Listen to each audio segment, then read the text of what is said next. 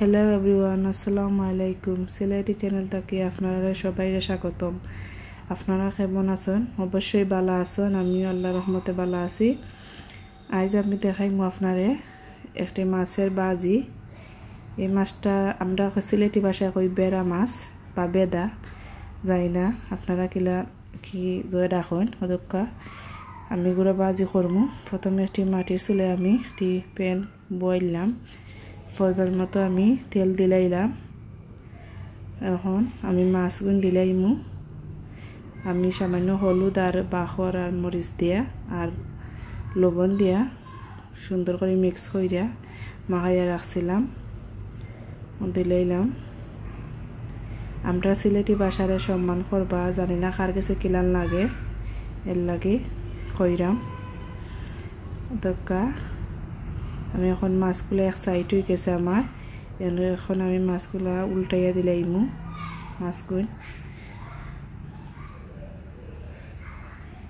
মাছটা খাইতে খুবই স্বাদ লাগে বা আমার পছন্দের একটা মাছ।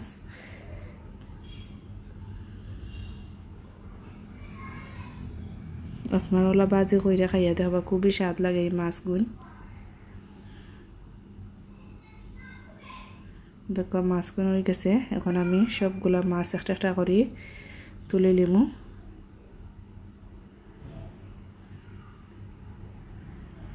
সবগুলো মাছ আমার বাজ হয়ে গেছে। দক্কা এখন আমি দিলাইমু পেঁয়াজ কুচি করে রাখছিলাম, আমি পেঁয়াজগুন আমি দিলাইলাম। দিয়ে এখন আমি একটু হালকা লাড়া দিমু। মাছগুলো আমার বাজ হয়ে গেছে।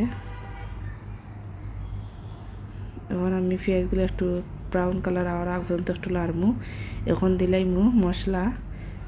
প্রথমে আমি দিলাইলাম বাখর 1 চামচ, হলুদ 1 চামচ, এবারে মরিচও 1 চামচ, এরপরে পরিমাণ মতো লবণ, এগুলো কাঁচামরিচও দিলাইলাম 4টা।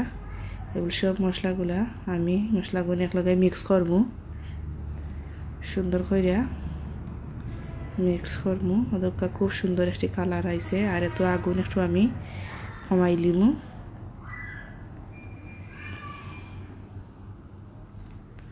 খুব সুন্দর লাগে।